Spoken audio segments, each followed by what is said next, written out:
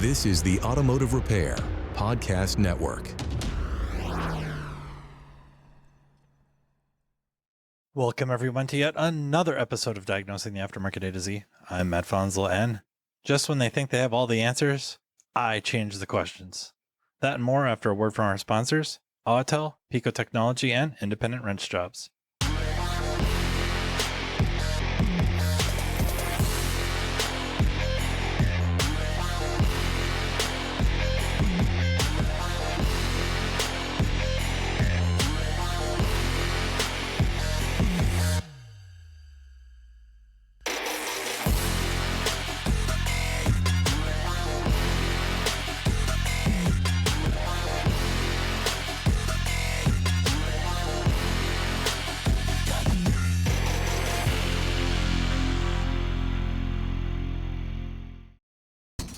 You've been listening to Diagnosing the Aftermarket A to Z with Matt Fanslow on the Automotive Repair Podcast Network.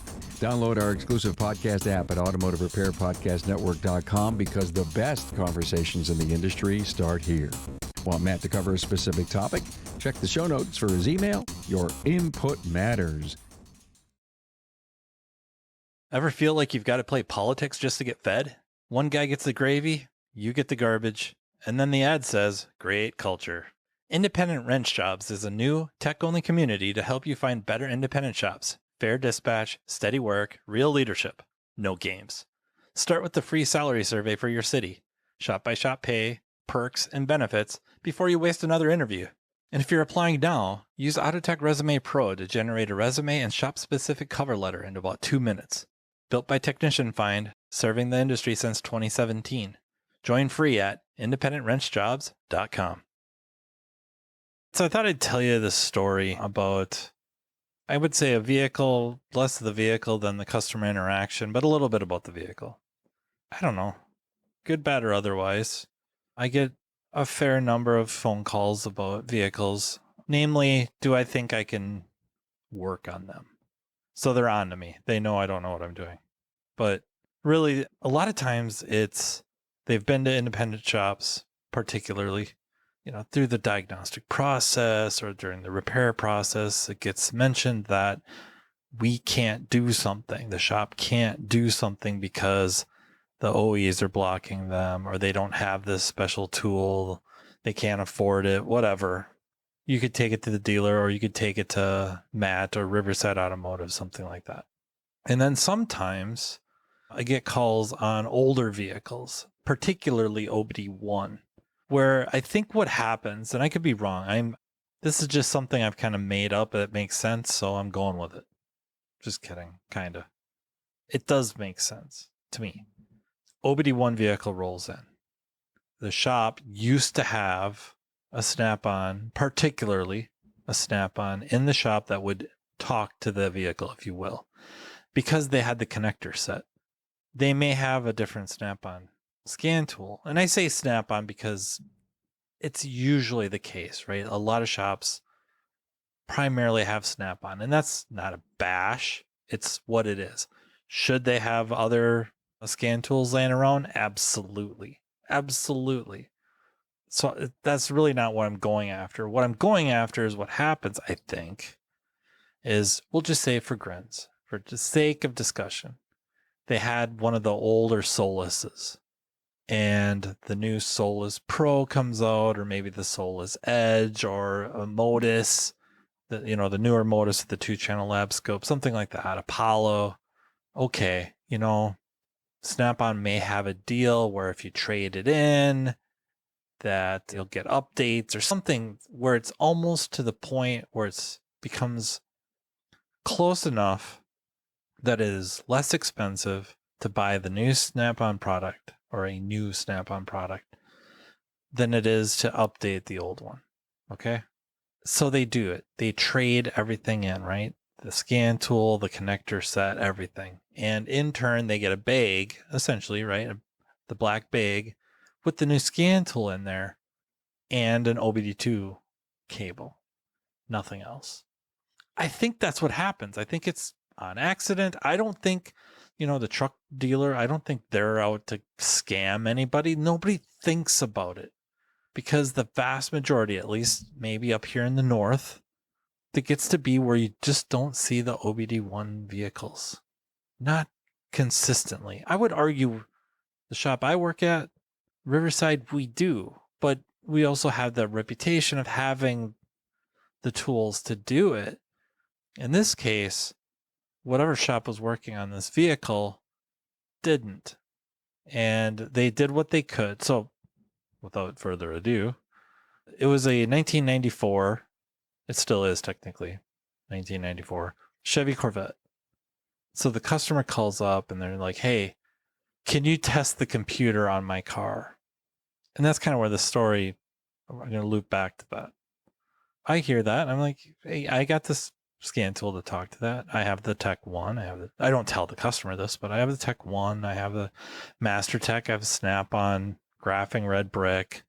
I think my Autel, one of the Autels will talk to it. Top Tons will talk to it. No problem. I'm not worried.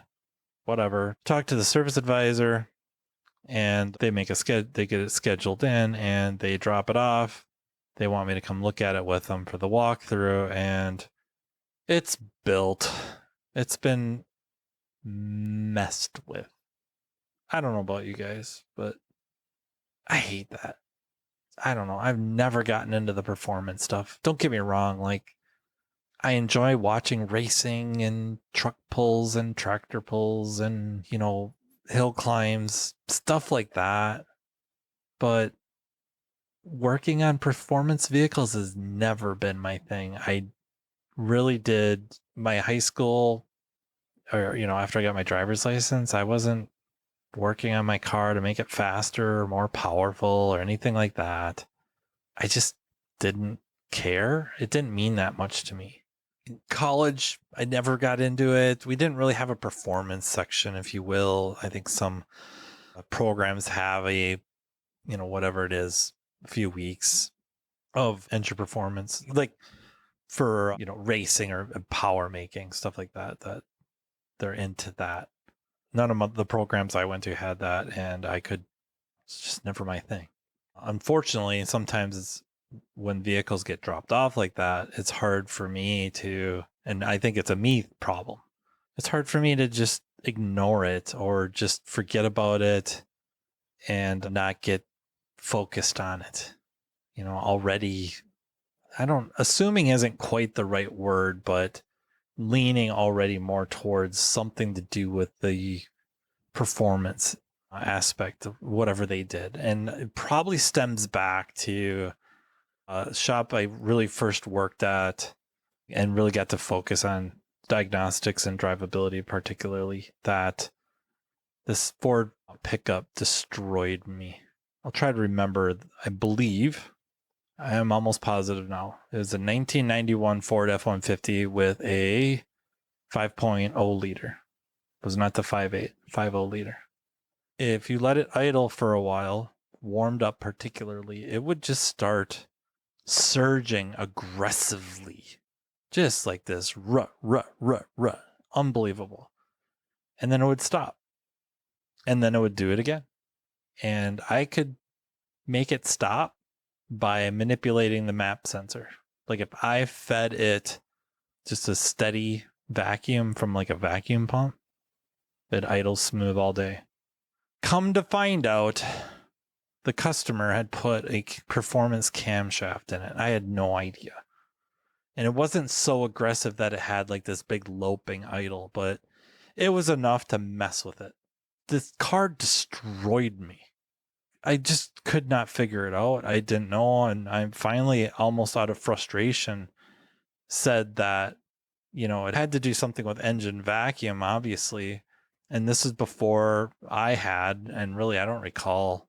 I suppose if I had an SEA machine, they would have had a vacuum transducer. Would I have seen it with that? I don't know. I doubt it. Even if I could have, would I have been able to see it at that time? I don't trust that. But almost out of frustration, I had said something like engine mechanical, like we need to pull the engine apart or put a different engine in it. And then the customer elected to tell us that they had put a performance camshaft in it. And when they went back to the stock cam, luckily, all the drivability symptoms went away, the complaints. So it's that probably have like micro traumas from that experience. But get to this 94 Corvette. The complaint is that it backfires and hesitates and cuts out going down the highway under light loads. A lot of times, if you really get on it, it seems to be fine. If you're just cruising around town, seems to be fine. But just getting out onto the highway, 60, 65 miles an hour, light tip in, like you're kind of past somebody in front of you, it would start cutting out, backfiring, popping. And evidently, it had everything but the kitchen sink thrown at it. And the shop that had looked at this had determined that it had to be internal to the engine control module. And actually, in this, it was a powertrain control module, PCM, that they couldn't do this work to the engine control or PCM, so it needed to go elsewhere. It sounds like they called around, somehow got my name, and didn't tell me it was a performance vehicle, but they drop it off, give me the walkthrough. I don't know. If I had any brains at all, I probably would have kicked it away, but I'm not that bright. So take it on, go drive it, verify the complaint. And even a couple of times when I really got on it, it would cut out really bad. Sets a DTC 42. Some of you will be very familiar with that. Some of you will be like, what does that even mean? Has to do with EST.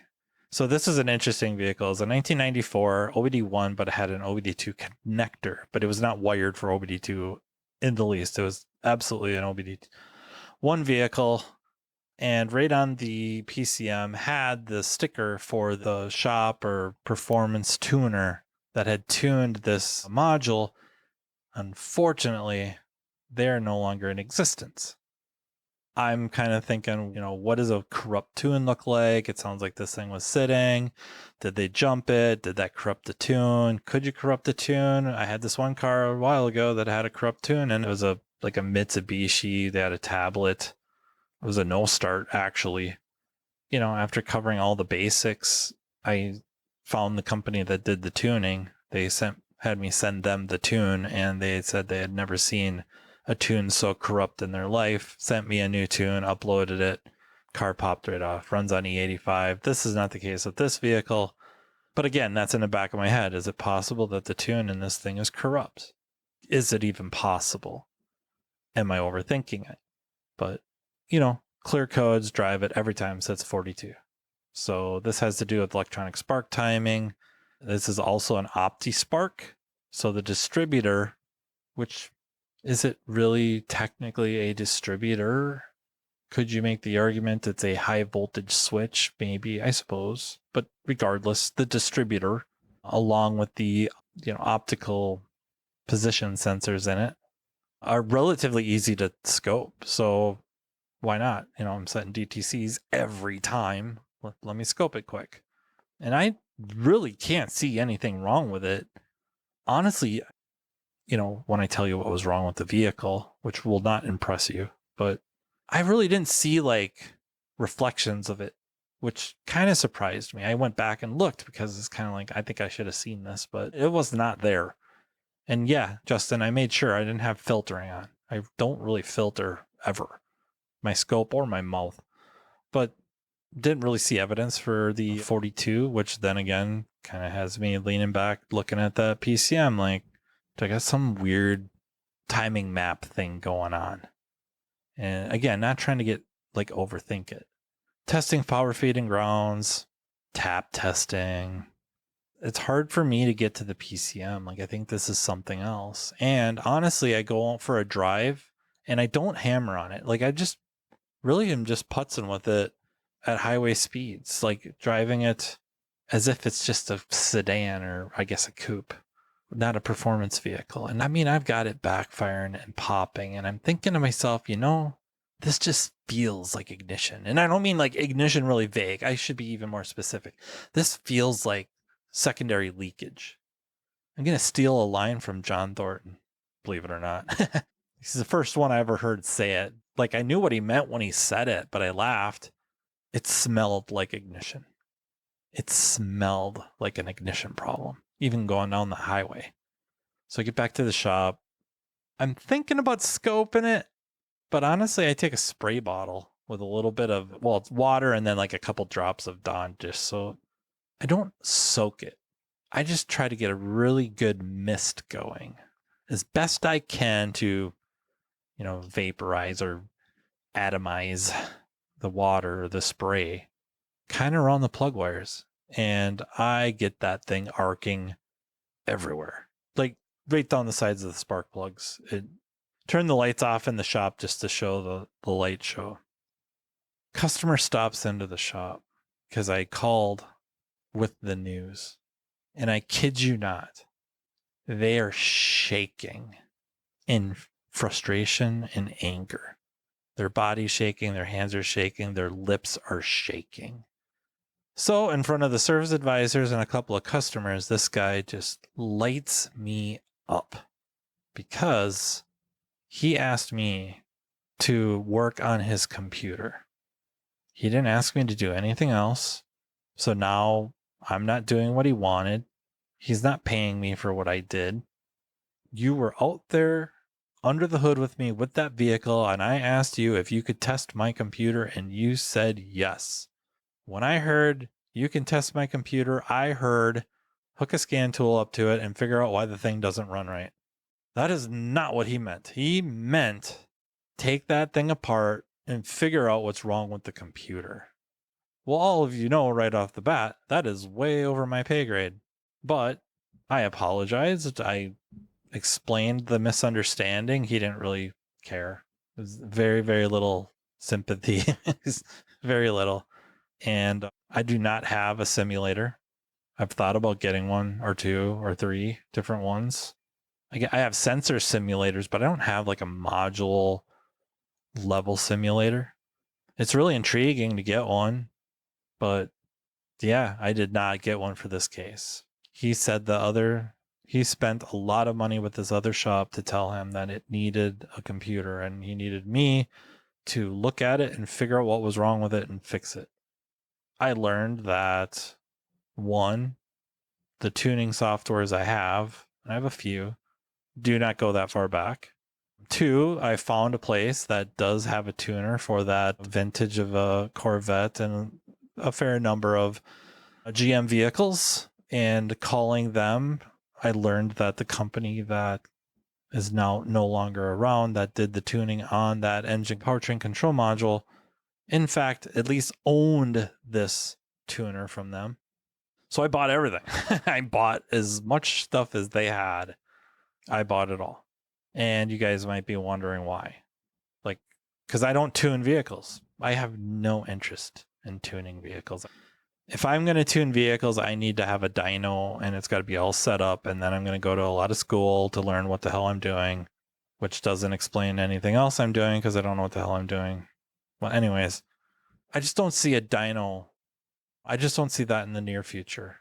And honestly, I don't know what I would do with it short of, I guess it'd be kind of cool for certain drivability issues that occur going down the highway. But what would be really cool is having a dyno that lets me put the vehicle on there. All four wheels could be driving or not, or it would drive them to some degree to allow us to test vehicles as if they're going down the road for noise, vibration, harshness, noises, clunks, all the things. Have it up on a hoist of some sort. We can get under it relatively safely if you use your damn head and find problems. That would be cool, but I don't think those are really set up for horsepower. Like, not a lot. You're probably not going to put a 500 horsepower or 1,000 horsepower engine vehicle, I guess, on there. Most likely. I have tuning software for certain specific situations, such as during COVID, the GM dealers were sending me vehicles to disable active fuel management because they did not have access to active fuel management engine blocks for the issues they were having. So they got an okay to have stuff disabled. Some of you that install, I think, Jasper engines know that you can, like, there's a certain authorization where it's no longer considered emissions tampering. Otherwise, I wouldn't do it. That's the biggest reason. The other reason is I've been burned multiple times where somebody has a tuned vehicle, the engine module legitimately goes bad. All I can do is program it with OE software, which I get. that's kind of their problem, but it's nice in certain situations where I can just pull the frickin' tune out of it, read it, if you will, read the tune, save it, put the new engine module in, program it with the tune. It's what they had before. That's one of the big reasons. And then there's a few certain situations where immobilizer parts are no longer available or very difficult to source on certain vehicles. So with a lot of authorizations and understanding, disabling immobilizer, because otherwise there's really no long-term fix. And short-term can get sketch. There's a lot of issues where if you put them into like a fail enable type of situation where that it still runs, lights on, battery goes dead, you're SOL, and you have to put it back into fail enable. That's basically why I have them, and that's why I got this tuning software, is so that I could read the tune, and if I needed to put a new module in it, even just to satisfy the client, I could upload the tune back to it. Anyways, I pulled the module apart, and I look under my microscope, any signs of issues. I don't see any, inputs, outputs as best I can, sensor simulating as best I can. Like, I can find nothing wrong with this module. So I finally call the customer and I'm like, I don't see any issue with this, but I think I know what's wrong with it. Please just let me fix your car. Let's see if I can fix your car first, and then we'll worry about what it is.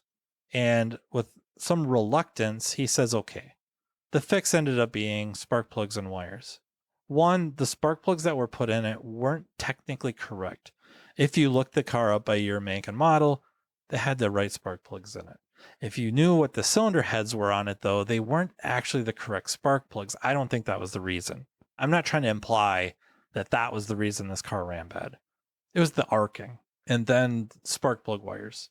That was between the spark plugs and spark plug wires. I couldn't really see signs of cracking or carbon tracking, but I knew you wouldn't be impressed with that, nor should you be. But that's what fixed the car. We put that stuff all in there. The car screams. I get why he likes it. Yeah, so I called him up and I'm trying to explain what's wrong, why, all that. And he just seems really upset. And then I told him, I think you're going to be very happy with the way this thing runs. And then it didn't really seem to matter what I said anymore, in a good way. Like, it just seemed like all the stress went away.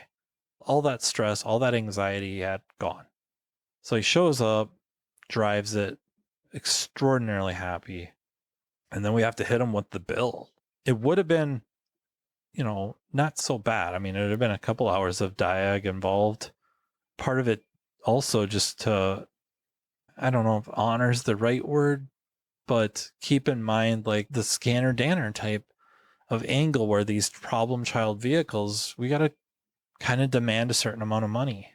And I'm not against that at all. I shouldn't even phrase it with that like that. I'm all for that.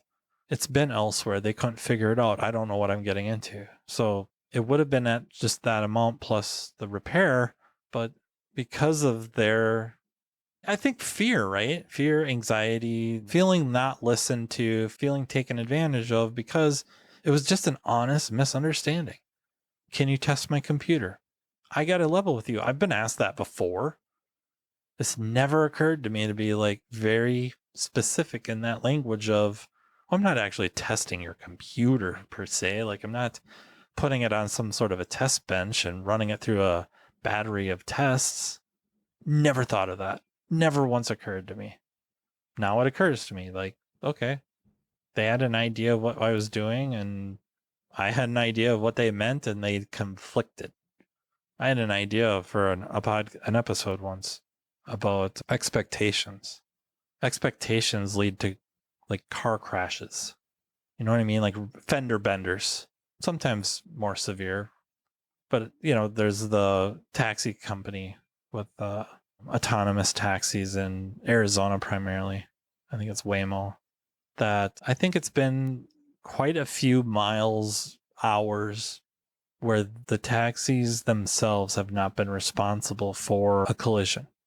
However, they're involved in a lot of little fender benders where they get rear-ended. The reason being is human drivers behind them do not expect them to stop at a stop sign where they're supposed to stop, wait 2 seconds, and then proceed. They expect them to rolling stop. And when those expectations aren't met, boom, fender bender. In this case, he had expectations. I had expectations. They weren't the same, and we had a fender bender. Yeah, the moral of the story, I guess we have to expand our curiosity. I wish I would have thought, could you please clarify what you mean by that? It didn't even occur to me to ask, what do you mean by that? When you ask me to test your computer, please, could you elaborate? I want to make sure I understand you. And that never once occurred to me, not even a little bit. And it kind of led to a misunderstanding that got really, really dicey. Now that the car is running good, there's apologies, there's good reviews, all the things. But yeah, it was really, really tense. And I don't think I acted defensive, but I was feeling very, very, very defensive because it's like, why would I think that? But that's really not for me to decide, right? Because it isn't me asking, it's him. And I'm there to serve him. I'm electing to. So I needed to ask better questions and just be curious. What do you mean by that? That's my story. The car runs really good. Haven't seen it back yet. If I would have known it was a performance vehicle, would I have still taken it on? I don't know. Probably. But if it got into the performance type parts, then I don't know. Not overly comfortable with it. Although I guess I do understand that they're just parts, right? You know, they're going to cause certain things when they fail. The car ran good before, so there is a problem, and I can probably work my way to the cause. It just complicates matters with the tune and just lack of familiarity. We don't see a lot of it, and I shy away from it, and we certainly don't do actual performance builds. I hope you got a kick out of that. Thank you so very much to our sponsors, Autel, Pico Technology, and Independent Wrench Jobs. Thank you so much for listening. If you're on YouTube, give the video a like. It helps out immensely. And subscribe if you want to keep hearing or seeing more of these. You know, let me know down in the comments of weird problems you've run into with performance vehicles or customers and misunderstandings and honest misunderstandings. I'm not looking to throw anyone under the bus. We can have an honest misunderstanding and no one's really the bad guy or is ignorant by any means. So yeah, I look forward to the comments. If you have ideas for the podcast, questions, topic ideas, want to be on the podcast, please don't hesitate to email me at mattfanslowpodcast@gmail.com. And thank you to the Automotive Repair Podcast Network. And until next time, take care. You've been listening to Diagnosing the Aftermarket A to Z with Matt Fanslow on the Automotive Repair Podcast Network. Download our exclusive podcast app at automotiverepairpodcastnetwork.com because the best conversations in the industry start here. Want Matt to cover a specific topic? Check the show notes for his email. Your input matters.